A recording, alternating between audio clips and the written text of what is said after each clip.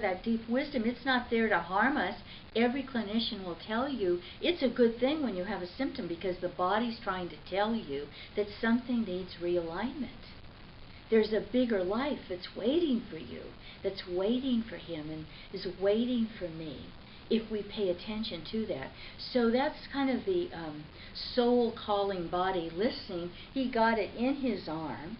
He went to the doctor. It was in his depression. It was in his dream. It's like the 2 million-year-old man is going, hello, will you pay attention to me? Somebody pay attention because I'm trying to show you how to throw another 90-yard pass. There's a bigger stadium out there for you, Barry. And where's that bigger stadium? That bigger stadium had to do with the particulars of his own personal life.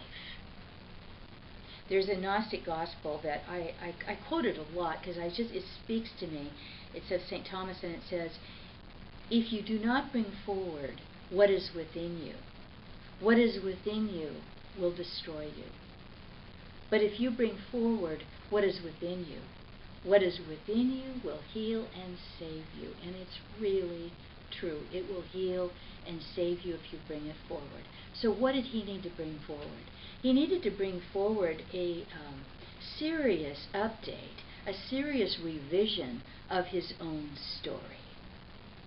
And I have a lot of content around that in this part of the Coming Home program called Revising Your Story. Madeline L'Engle, just a marvelous author that I love, Madeline put it this way one time. She said, someone has changed my script.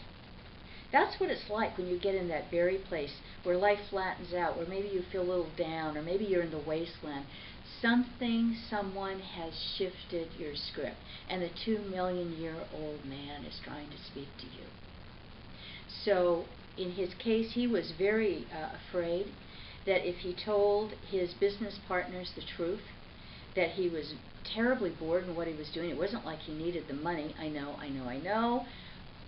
Many of us are not in that situation, but let's not discount the fact that he had acquired that, but he still felt impoverished. He was afraid if he told them he would be out of there. He was afraid if he told his wife she'd leave him because they had all those memberships and all those fancy schmancy clubs. He was afraid that his kids wouldn't have much use for him anymore because up to now he was really Daddy Warbucks. He was really providing all kinds of things in lieu of love. What was much harder for him was vulnerability. So that's where his healing was, and he's done beautifully. He's gone on to sit on different boards. He eventually did resign. He had enough resources accumulated that he could do a lot of good works internationally for many, many people who were suffering, feeling disenfranchised. And at one point he did bring in a dream. He told me that he'd hidden it from me. I said, you mean you really hid it from yourself? He said, yes. It turns out in the dream he was a little boy carrying a fountain for his mother everywhere she went in the dream so that she could see her reflection in the fountain. And so he came from a childhood history where he needed desperately to please Mommy because Mommy felt pretty empty inside and she was actually depressed. So you see these things, this is the red thread. It winds back and back and back and back again to this issue that we try to work through so that we can grow. And the great news is every day we wake up we get a whole new opportunity. So think about, again, what rings a bell for you.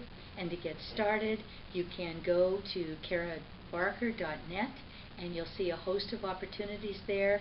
Remember, there is an interactive blog and lots of options, lots of doorways to move through, because none of us gets through this alone. Whether I hear from you, or not, I want you to know how happy I am that you are in this world. And don't you ever forget, your story is much bigger than the one you're living. You are desperately needed in this world of ours as you are. God bless.